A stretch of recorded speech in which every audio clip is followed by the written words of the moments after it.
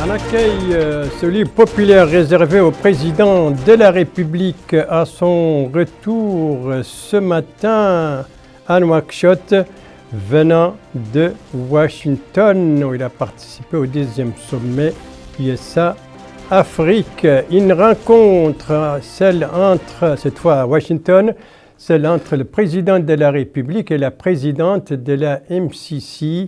C'était donc hier à Washington, en marge des travaux de ce sommet américano-africain. Et puis une journée, celle porte ouverte, organisée en marge de ce sommet justement sur les investissements et le climat d'affaires en Mauritanie, journée supervisée par le président de la République. Et puis nous avons un invité ce soir, c'est M. Mohamed Lamine Selman, conseiller à la présidence de la République. Monsieur le conseiller, bonsoir.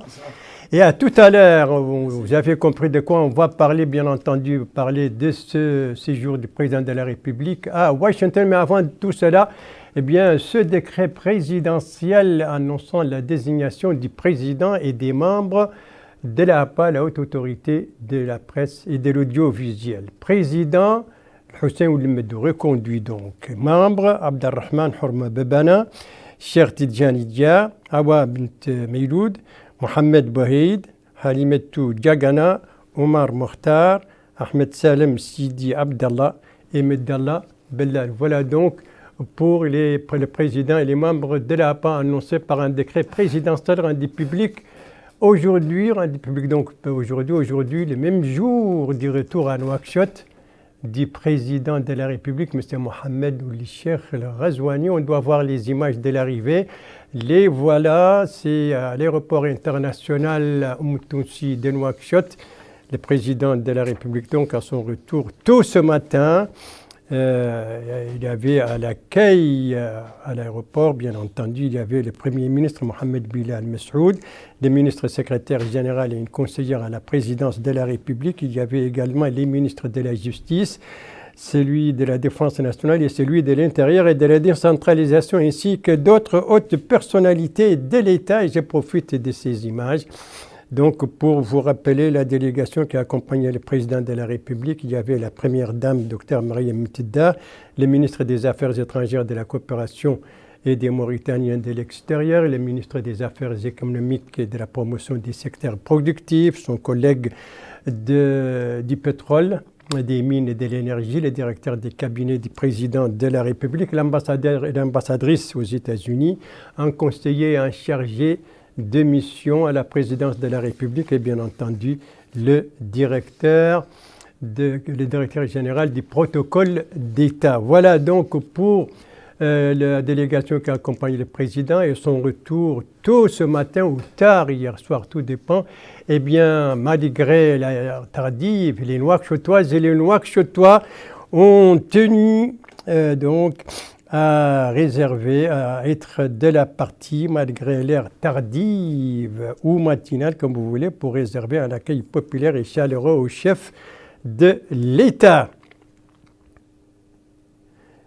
Les populations se sont en effet massées le long des trajets aéroports Carrefour et Berrad sur l'axe Nouakchott-Nouadhibou, brandissant des portraits géants du président de la République, mais aussi des banderoles louant les réalisations durant les 3 dernières années, autrement dit les 3 premières années de la mandature du président de la République, que ce soit dans le domaine de la stabilité, la sécurité, l'apaisement politique, la paix sociale et bien d'autres. Bref, des populations qui ont tenu à exprimer leur gratitude et leur reconnaissance au chef de l'État pour tout ce qu'il a fait et ce qu'il continue à faire au pays depuis son accession au pouvoir. Et malgré un long voyage et des journées très chargées, eh bien, le président de la République est descendu de sa voiture, justement, pour prendre un bain de foule, comme vous voyez, et saluer ces populations venues l'acclamer.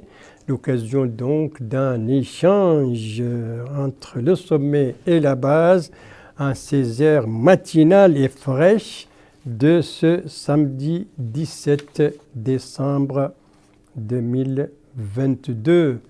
Ça, c'était donc tôt ce matin, sur cet axe l'aéroport Carrefour et Barad.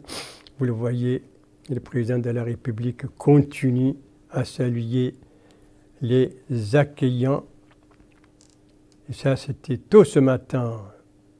Et on sait que le président a derrière lui un voyage très long et des journées très chargées à l'occasion de ce sommet USA-Afrique, sommet en marge duquel d'ailleurs le président a également beaucoup de contacts, d'entretiens, donc 3 journées de pleines et chargées. Mais cela n'a pas empêché donc de faire le trajet à pied pour saluer tous ces accueillants qui ont bravé le froid et l'air tardif, donc pour lui réserver un accueil populaire et chaleureux en reconnaissance des réalisations et de sa politique donc sociale vis-à-vis des citoyens. Réalisations dans les différents domaines, que ce soit économique, politique ou social.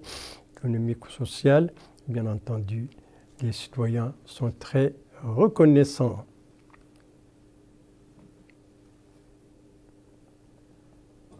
Qui brandit un portrait géant des présidents, qui brandit des banderoles pour justement énumérer ses réalisations.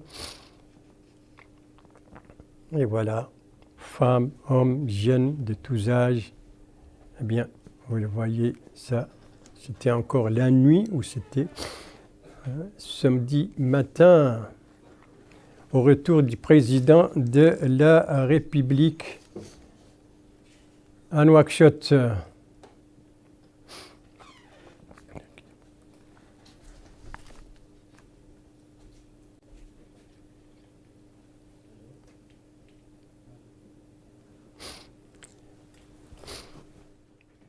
Voilà le cortège.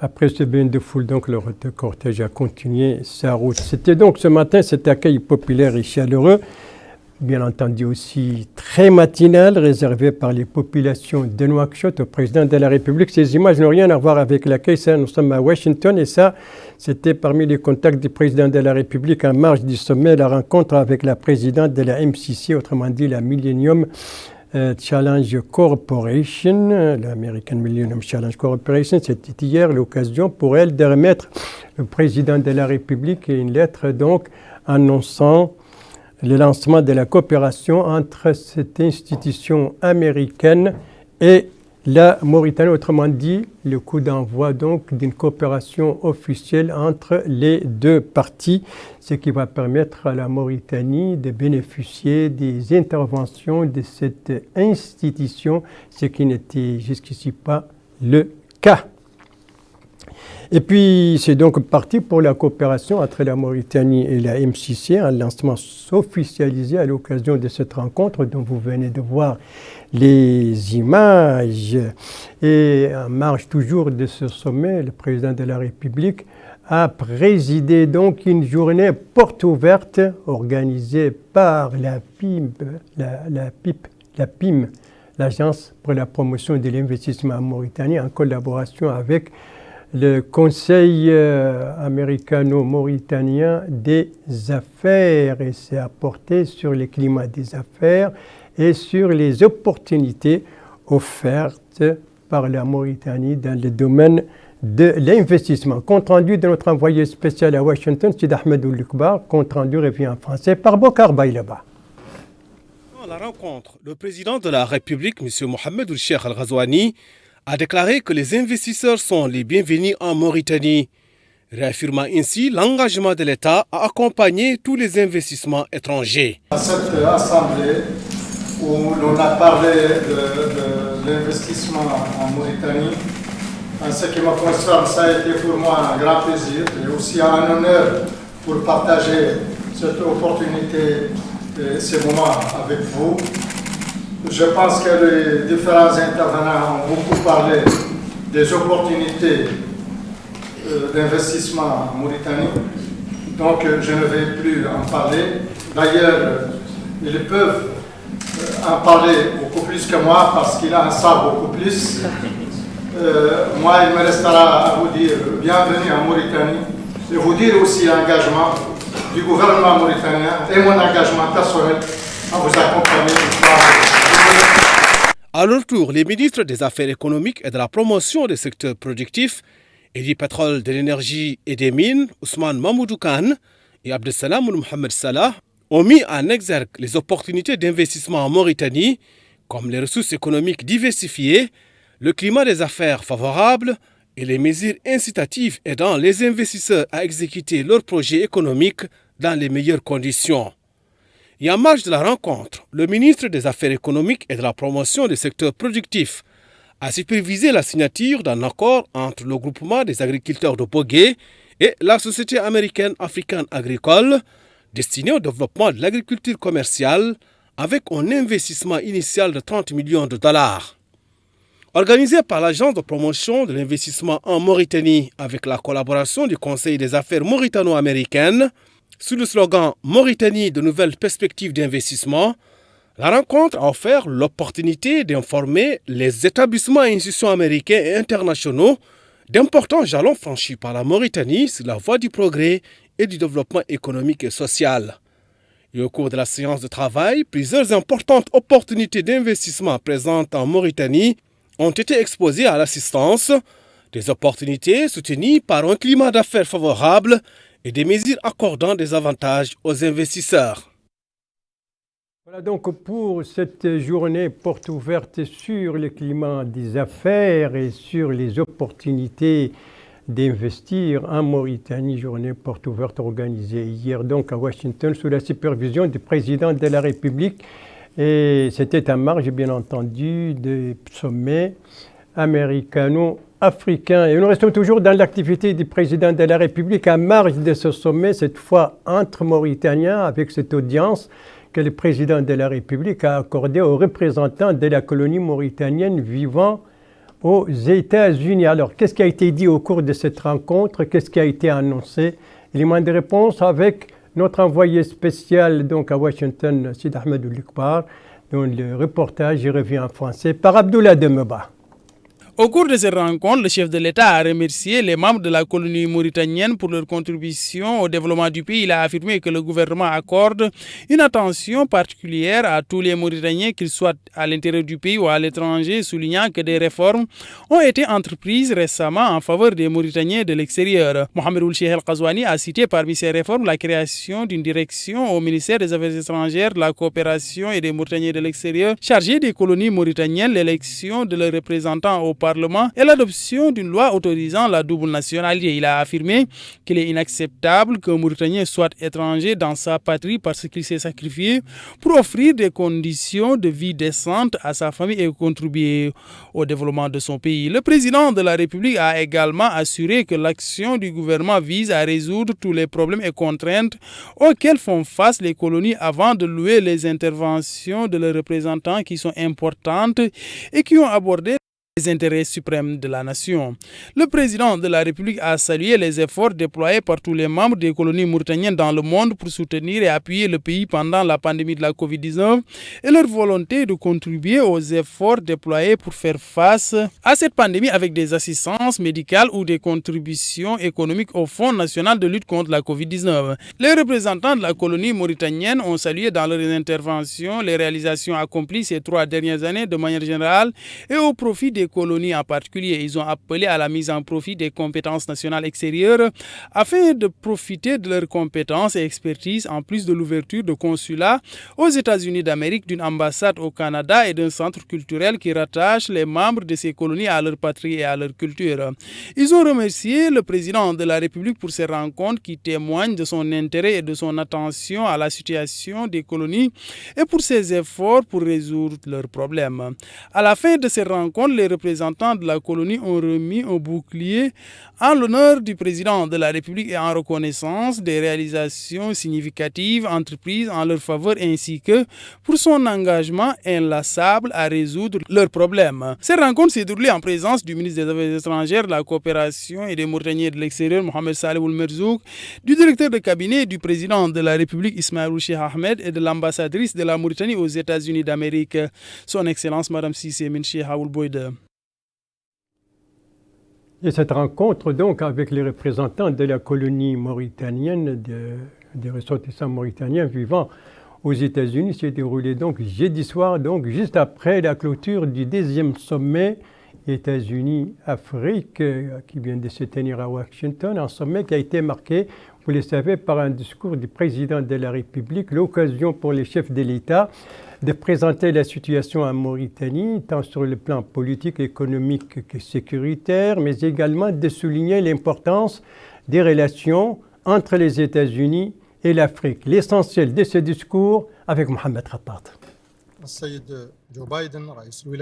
Excellence, Monsieur Joe Biden, président des États-Unis d'Amérique, Excellences les chefs d'État, Mesdames et Messieurs, l'impact des crises multiples surgies dans le monde dernièrement sur tous les pays a renforcé le sentiment chez nous tous de l'évidence que l'humanité a un destin commun et qu'on ne peut penser une paix durable sans une sécurité pour tous, tout comme il n'y a pas de succès individuel sur les changements climatiques puisqu'il s'agit d'une bataille que nous sommes condamnés à gagner ou à perdre ensemble. La tenue de notre sommet Afrique-Amérique renferme en cela tant de symboles sur notre conscience d'un destin partagé et de notre responsabilité les uns envers les autres, ce qui renforce notre espoir en notre contribution dans le renforcement de la coopération entre les États-Unis d'Amérique et l'Afrique et l'ancrage de notre foi partagée en la centralité de l'homme et de ses droits, ainsi que les valeurs de démocratie, de développement durable, de sécurité et de paix. Je tiens ici à adresser mes félicitations au président Joe Biden pour avoir pris l'initiative de l'organisation de ce sommet, le remerciant pour l'intérêt qu'il porte à notre continent et son soutien dans le combat qu'il mène pour faire face à tous les grands défis qu'il le rencontre. Mesdames, Messieurs, notre continent, l'Afrique, est le plus touché par les crises actuelles, notamment les menaces sécuritaires et les changements climatiques, ce qui est inhérent à des facteurs multiples que le contexte ne permet pas d'énumérer ici. Malgré cela, l'Afrique connaît aujourd'hui une nouvelle dynamique dans la mise en place d'une sécurité collective pour tout le continent, l'amélioration des infrastructures de base, renforçant le développement, la préparation de conditions favorables à l'intégration économique souhaitée et la lutte contre les changements climatiques. Je tiens à souligner le rôle prépondérant joué par mon frère, le président Macky Sall, dans cette nouvelle dynamique, grâce à ses qualités reconnues de dirigeant et sa foi en une action africaine commune. Nonobstant tous ces efforts, notre continent continue à avoir besoin du soutien de l'ensemble de ses partenaires, notamment des États-Unis d'Amérique, pour la réalisation des objectifs de l'agenda 2063. Mesdames, Messieurs, en République islamique de Mauritanie, nous fournissons des efforts considérables à l'image de nos frères pour faire face aux multiples défis sécuritaires, climatiques et économiques qui ont envahi le monde. Dans ce cadre, nous avons réussi, dans un environnement régional et international fortement trouble, à assurer la paix et la sécurité de notre pays pour asseoir un développement durable global, tout comme nous œuvrons inlassablement pour la préservation des droits de l'homme et l'ancrage des libertés individuelles et collectives, effort que nous poursuivons sans relâche pour gagner notre guerre totale contre les séquelles de l'esclavage, la discrimination, l'exclusion et toutes les formes de la corruption pour asseoir la bonne gouvernance. Nous avons ainsi bénéficié dans tous nos efforts-ci de l'appui précieux des États-Unis d'Amérique à travers une coopération bilatérale fructueuse et constructive. Je saisis l'opportunité offerte par ce sommet pour exprimer notre satisfaction envers ce qu'a annoncé hier son Excellence le président Joe Biden concernant l'éligibilité de notre pays aux avantages de l'initiative Millennium Challenge Corporation et pour réaffirmer notre espoir de tirer profit des autres instruments comme le Feed the Future pour la promotion de l'autosuffisance alimentaire. Tout en réitérant mes remerciements aux États-Unis d'Amérique pour l'appui constant à notre pays et à l'Afrique, de façon générale, je fonde l'espoir en le renforcement, la diversification et la continuation de cette coopération et souhaite plein succès à notre sommet. Voilà, le discours du président de la République devant le 2e sommet Afrique-États-Unis à Washington, c'était jeudi dernier. Eh bien, pour parler de ce discours et de ces activités du président de la République en marge de ce sommet, nous avons invité ce soir M. Mohamed Lemine Ould-Selman, qui est conseiller à la présidence de la République. Je n'ai pas écorché votre nom. Non, pas du tout. Non, pas du tout. Bonsoir. Alors, on peut dire que le président, à l'issue de ce séjour aux États-Unis, n'est pas rentré en Nouakchott les mains vides. Tout à fait. Je crois que la visite de ce sommet en particulier s'inscrit dans le cadre de la vision diplomatique du président de la République. Vision axée essentiellement sur le fait que la diplomatie et les relations internationales sont au service du pays et que leur succès ou échec se mesure en fonction de leur rentabilité, de leurs résultats et de leurs retombées sur les pays. Et je crois que cette visite et ce sommet en particulier, en termes de retombées, en termes de résultats, a été particulièrement probant, il a été particulièrement riche. Et d'ailleurs, je crois que les citoyens mauritaniens qui se sont mobilisés pour accueillir le président de la République, comme vous le disiez tout de suite, ne se sont pas trompés. Mais concrètement, on va être plus concret maintenant. Alors, concrètement, parlez-nous un peu concrètement sur ce qui a été, ce que la Mauritanie a gagné. Ce que la Mauritanie a gagné, ce qui est fondamental en termes de coopération avec les États-Unis, c'est que la Mauritanie a bénéficié pour la première fois du MCC. MCC est une initiative, une initiative du gouvernement américain qui est dédiée essentiellement au développement et à l'aide au développement dans une perspective de lutte contre la pauvreté et de croissance économique basée sur la redevabilité.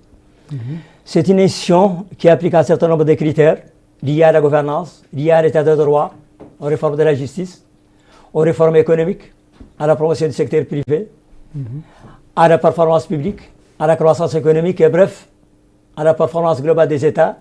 Et donc l'application d'un certain nombre de critères qui font que un pays est éligible au financement ou au appui de cette institution et la Mauritanie en a bénéficié pour la première fois, ce qui est symptomatique et ce qui est révélateur de la crédibilité de la Mauritanie, puisque comme je l'ai dit, c'est une institution du gouvernement américain, mais une institution autonome qui applique un certain nombre de critères, et l'application de ces critères est l'élément fondamental du choix des pays. Je rappelle qu'elle existe depuis 24 ans, que la Mauritanie n'en a jamais bénéficié, et que c'est la première fois que la Mauritanie a la possibilité de bénéficier. Et donc l'éligibilité maintenant de la Mauritanie, ça va apporter des finances Bien évidemment, ça va apporter, c'est une première étape, qui est l'étape des appuis institutionnels et de la préparation des appuis plus consistants, et que donc l'étape fondamentale, c'est l'étape de l'éligibilité et de la confirmation de l'éligibilité qui a été faite à la fois par le président américain Joe Biden, mais aussi par la secrétaire exécutive du MCC, qui a présenté au président de la République la liste d'admission de la Mauritanie. Et donc le processus est en cours, en charge pour le gouvernement, et le gouvernement va le faire, de continuer le dialogue et de préparer les conditionnalités pour pouvoir permettre l'effectivité de cet appui qui est déjà acquis. Et quand on va faire une évaluation, puisque le président de la République a rencontré plusieurs responsables, y compris Biden, d'autres responsables américains, en marge de ce sommet, alors si vous faites une première évaluation... C'est ce que j'allais dire. C'est ce que j'allais dire, parce que cette visite a des dimensions, elle est multidimensionnelle. Il y a des aspects économiques et des aspects de développement dont nous venons de parler. Il y a des aspects diplomatiques, de renforcement et de challenge de la relation diplomatique entre les États-Unis et la Mauritanie. En témoigne le respect, les égards, la cordialité avec laquelle le président de la République a été reçu par son homologue américain, par les principaux responsables du département d'État et responsables américains. Et donc, au-delà bien évidemment du sentiment de fierté que nous pouvons approuver en tant que Mauritaniens, au regard de la façon avec laquelle le président de la République a été accueilli, c'est un élément fondamental et une étape dans la coopération et les relations diplomatiques et économiques entre la Mauritanie et les États-Unis. Il y a un autre aspect qui est un aspect fondamental, c'est celui des institutions financières internationales. N'oublions pas que dans la logique justement de ce que je disais, que le président de la République perçoit les relations diplomatiques en fonction de leurs intérêts et de leurs retombées pour la Mauritanie, le président de la République a saisi l'opportunité aussi pour rencontrer le président de la Banque mondiale, la directrice générale du Fonds monétaire international, et vous avez suivi avec moi les annonces, les déclarations, les degrés de satisfaction que les pays, que ces différentes institutions ont fait des performances économiques de la Mauritanie, des réformes engagées par le gouvernement mauritanien. Et ce sont des institutions en général qui basent leur partenariat de développement sur un ensemble de performances, un ensemble de réformes et sur une évaluation rigoureuse de la capacité du pays de laquelle on peut se féliciter. Et les répercussions de tout cela sur la vie bien évidemment, la répercussion de tout cela, c'est que c'est un engagement. Citoyen. Absolument. N'oublions pas aussi, il faut rappeler que le président de la République, dans le cadre de son discours, a porté la voix de la Mauritanie, mais aussi la voix de l'Afrique. S'il a parlé des principaux enjeux, des défis et des crises multiformes que le continent africain traverse.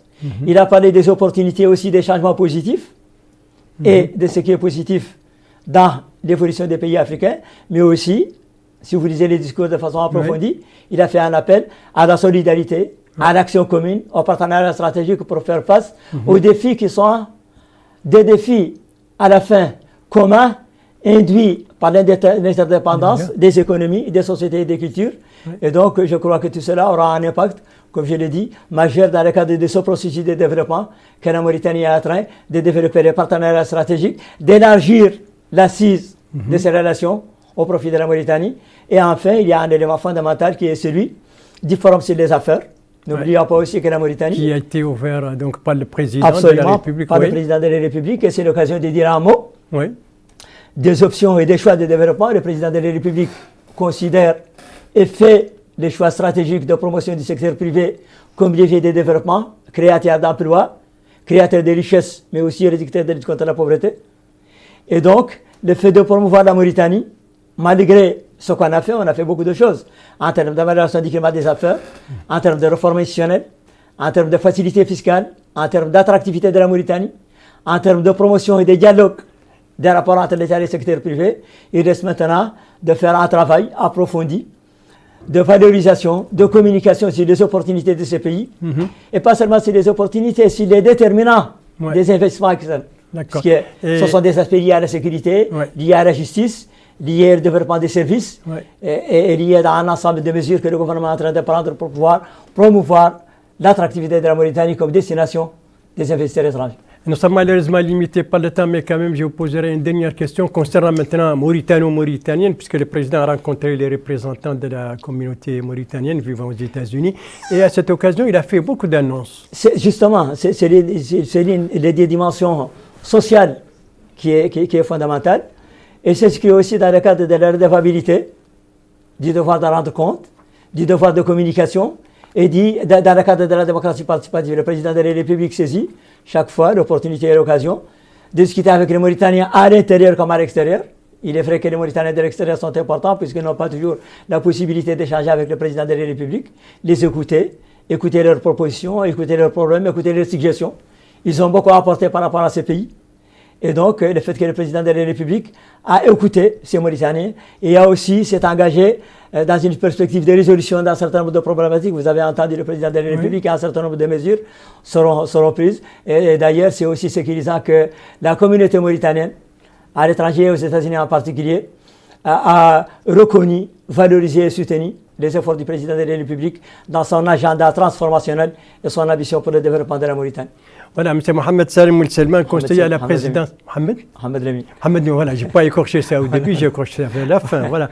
Merci, M. Mohamed Lemi Ould-Selman, conseiller à la présidence de la République. Vous avez répondu à nos questions. Merci de votre disponibilité et vous restez avec nous. Suivons en direct le dernier l'élément en direct depuis ce studio, puisque on avait beaucoup parlé du discours du président de la République. Autre discours dont on continue également de parler, cette fois pas à Washington, mais ici à Nouakchott, et c'était à l'occasion du 70e anniversaire de l'indépendance nationale, un discours où il a annoncé également beaucoup de mesures, et cela ne passe pas inaperçu auprès des citoyens mauritaniens. Et nous avons reçu toujours dans nos journaux des témoignages. Et ce soir, nous proposons des témoignages qui nous parviennent de Sidi Babi, la capitale du Guidi Maha, et ceci dans le domaine de la santé. C'est un compte-rendu de notre correspondant permanent là-bas, Mohamed Ali Salih, compte-rendu revue en français par Bokar Baïlaba. C'est l'une des mesures phares du discours du président de la République, M. Mohamed Cheikh Al-Ghazouani, à l'occasion du 62e anniversaire de l'indépendance nationale. Il s'agit de l'augmentation de 20% des salaires des fonctionnaires à partir de janvier prochain. Une décision s'allie à sa juste valeur dans le secteur de la santé. Ici à Sidi Babi, le personnel médical se frotte beaucoup les mains. Cet homme affirme que cette mesure prise par le président de la République est une grande marque de considération pour les fonctionnaires en général et ceux du secteur de la santé en particulier. C'est aussi le sentiment exprimé par cet élément exerçant dans une structure sanitaire de Sidi Babi, qui affirme que cette augmentation des salaires est une expression d'encouragement pour plus de détermination et d'abnégation dans l'exercice de la profession. Ainsi, l'amélioration des conditions de vie des fonctionnaires constitue l'un des objectifs majeurs des efforts de l'État. Un sentiment partagé par cette femme qui a loué cette mesure qui ne manquera pas d'avoir un impact positif sur le cadre de vie des éléments opérant dans le secteur sanitaire. Il en est de même pour cet homme qui a salué cette mesure, affirmant que le milieu sanitaire a besoin d'un soutien constant pour faire face aux nouvelles exigences dans le secteur. Et l'augmentation de 20% des salaires des fonctionnaires à partir de janvier prochain constitue une décision à marquer d'une pierre blanche.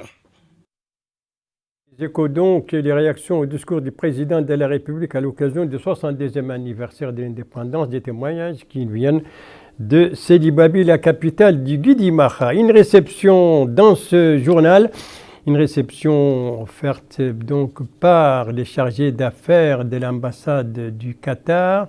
Ce sont des images de cette réception.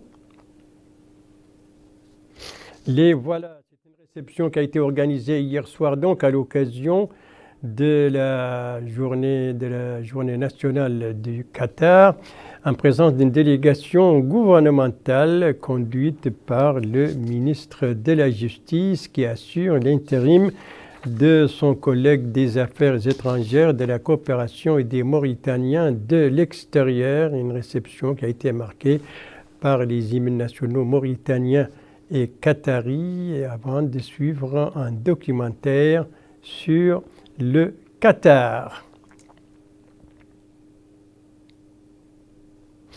Ça, c'était donc hier soir. L'actualité nationale, c'est aussi ces visites effectuées par le ministre de l'Emploi et de la formation professionnelle à l'intérieur du pays. Eh bien, il était aujourd'hui à Tijia et hier, il était à Nema, la capitale du Haut-Charqi. Sur les activités du ministre au cours de ces deux visites, des informations qui nous ont été fournies par nos bureaux régionaux dans ces deux wilayas, des informations remises en français par Bokar Baïlaba. Première étape, la ville de Nema, où le ministre de l'Emploi et de la formation professionnelle, Nyang Mamoudou, s'est informé du fonctionnement de l'école d'enseignement technique et de la formation professionnelle. Et c'était en compagnie du Wali de Haut-Charqi Issel Mohoul Sidi. Sur place, le ministre a fait le tour des ateliers de formation de l'établissement. Et au niveau de ces différents ateliers, il a reçu des explications détaillées sur l'avancement des travaux dans l'école, leur personnel de formation et leur encadrement. Il s'est également informé des difficultés auxquelles l'institution est confrontée, ordonnant aux responsables de développer les travaux, accélérer leur dynamisme et rechercher de nouvelles perspectives. Justement, le directeur de l'établissement a souligné que cette visite ministérielle a permis de faire le tour d'horizon des progrès enregistrés et des défis à relever. Seconde étape, la ville de Tigija. Là aussi, le ministre de l'Emploi et de la formation professionnelle, en compagnie du Wali du Tagan, Tayyib Mohamed Mahmoud, a été édifié sur les formations dispensées par l'école d'enseignement technique et de formation professionnelle et les problèmes auxquels sont confrontés les staffs pédagogiques. Une visite saluée à sa juste valeur par le directeur de l'établissement, qui a insisté sur l'importance de la formation professionnelle de qualité afin de répondre aux besoins du marché de l'emploi. Par ailleurs, le ministre de l'Emploi et de la formation professionnelle s'est informé du terrain destiné à la construction d'une nouvelle école de formation professionnelle d'enseignement technique dans la ville de Tigija.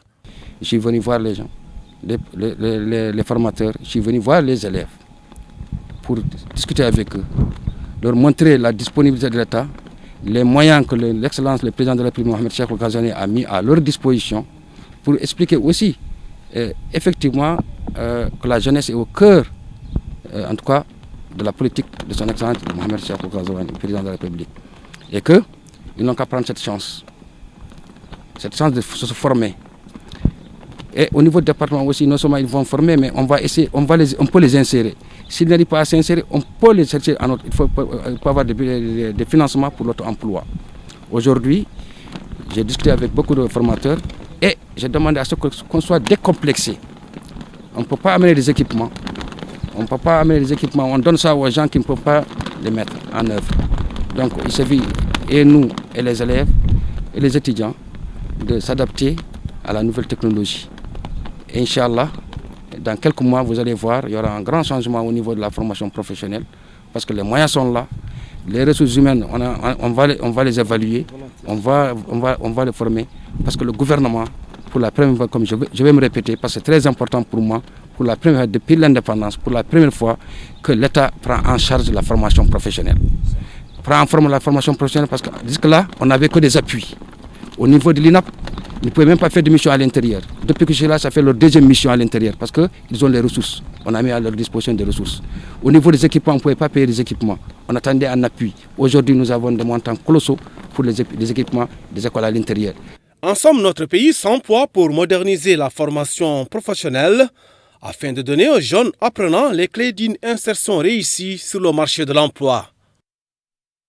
Les visites donc du ministre de l'Emploi et de la Formation professionnelle et à Néma et à Tijigja. Son collègue de l'hydraulique et de l'assainissement lui aussi a eu une activité aujourd'hui, mais cette fois c'était à Nouakchott et précisément à Toujounine. Il s'agit d'une inauguration, celle de la phase d'urgence du projet de sécurisation du réseau d'adduction d'eau à Nouakchott. C'était donc ce matin. Compte rendu, Mohamed Al-Khattat. C'est dans le souci de mettre fin aux ruptures fréquentes d'approvisionnement en eau dans certains quartiers de la ville de Nouakchott qu'intervient cette inauguration de la phase d'urgence du projet de sécurisation du réseau d'adduction d'eau de la capitale à partir d'Idini. La cérémonie d'inauguration a été supervisée ce matin à Toujounine par le ministre de l'Hydraulique et de l'Assainissement, M. Sidi Mohamed Al-Ba'mar, en présence du ministre de l'Agriculture, M. Yahya Ahmed Louarf, du ministre de l'Élevage, M. Mohamed Abdallah Al-Azman, du Wali de Nouakchott Nord, Mme Tfailemet Mohamedan, du Hakam de la Muqata'a de Toujounine, des représentants des autorités de la wilaya et d'un certain nombre de responsables du secteur. L'occasion pour le coordinateur du projet d'extension du réseau d'eau de Nouakchott, M. Boval Mahfouz, de souligner que le projet, financé par le Trésor public mauritanien à hauteur de 894 millions de nouvelles ouguiyas et qui a été réalisé par le génie militaire sur une période de 11 mois, se compose de 3 axes principaux, représentés par la réhabilitation du champ captant d'Idini, la mise en place d'une nouvelle station et la construction d'un réseau de transport d'eau d'une longueur de 120 km de canalisation d'un diamètre de 500 mm de type polyéthylène. Il a indiqué qu'à ce stade du projet, de nouveaux puits ont été construits et préparés, de nouveaux équipements ont été installés pour les puits existants et des équipements hydroélectriques et des compteurs invalides ont été changés au niveau de certains puits. Précisons que les travaux comprenaient la fourniture et l'installation de 3 pompes hydroélectriques avec un débit de 420 mètres cubes par heure et une hauteur de 35 mètres. Pour sa part, le maire de la commune de Toujounine, M. Mohamed Lamine Oul-Chouaib, a affirmé que l'obtention régulière de l'eau potable constitue l'un des défis les plus importants auxquels sont confrontés la majorité des habitants de Toujounine, notant que de grands secteurs de la commune sont toujours sans réseau d'eau, en plus des interruptions fréquentes de l'eau dans les zones où les réseaux sont disponibles.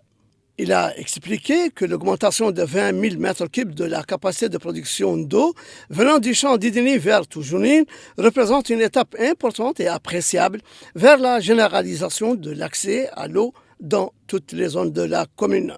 Il est à noter que depuis le lancement du projet d'extension du réseau d'eau de Nouakchott, celui-ci a été étendu sur une longueur de 2500 km, ce qui équivaut à un taux de couverture de 85%. Sachant que le nombre de branchements des ménages a dépassé les 200 000 branchements. Voilà l'inauguration donc de la phase d'urgence du réseau de sécurisation, du projet de sécurisation du réseau d'adduction d'eau pour Nouakchott. Bonne nouvelle donc pour Nouakchott et particulièrement pour Toujounine. Bonne nouvelle également, mais cette fois pour l'Adrar avec le lancement de la saison touristique 2022-2023. C'était aujourd'hui lancement supervisé par le secrétaire général du ministère du Commerce, de l'Industrie, de l'Artisanat et du Tourisme. Et les premiers touristes sont déjà sur place. Compte rendu de notre correspondante permanente Nevisa Eshkouna. Compte rendu revient en français par Aminata Khan. Arrivés sur le tarmac de l'aéroport d'Attar, des touristes en provenance d'Europe venus pour découvrir les paysages de cette belle wilaya de l'Adrar. Et c'est le secrétaire général du ministère du Commerce, de l'Industrie et de l'Artisanat, Abdul Mamadou Bari, qui a procédé au lancement de la saison accompagné du wali de la wilaya de l'Adrar, Abdallahi Ould Mohamed Mahmoud. Dans un discours prononcé pour la circonstance, le secrétaire a indiqué que la supervision par le ministère de la saison touristique démontre l'importance que le département accorde à l'aspect du tourisme qui permettra aux touristes français et européens de profiter de l'atmosphère paisible du désert et de découvrir les paysages et le patrimoine de la Mauritanie. Il a remercié tous ceux qui ont participé à la réussite de cette présente saison. Lui succédant, le wali a indiqué que toutes les mesures d'organisation nécessaires ont été prises et il a invité tous les acteurs touristiques à unir leurs efforts pour recevoir les touristes d'une manière conforme à la culture mauritanienne. Le président de la Fédération du tourisme de la wilaya de l'Adrar s'est dit satisfait du démarrage de cette saison, soulignant que les habitants de la wilaya fondent de grands espoirs sur le tourisme qui fait des revenus économiques importants et permettra d'améliorer le cycle économique local et contribue ainsi à la création d'emplois. Le lancement de la saison touristique 2022-2023, c'était aujourd'hui. Les premiers touristes sont déjà sur place. Et c'est sur donc le lancement de cette saison touristique que s'achève ce journal. Merci à vous, madame, mademoiselle, messieurs, de l'avoir suivi. Merci bien entendu aux équipes rédactionnelles et techniques qui ont participé à sa conception. Je vous en rappelle les principales informations. Ça, c'était tout ce matin, le retour à Nouakchott du président de la République venant de Washington. Et malgré l'heure tardive ou l'heure matinale, eh bien, les populations de Nouakchott se sont massées le long de l'axe, le long du trajet, l'aéroport Berad pour réserver un accueil chaleureux et populaire au chef de l'État. Ici, le chef de l'État à Washington, sa rencontre avec la présidente de la Millennium Challenge Corporation.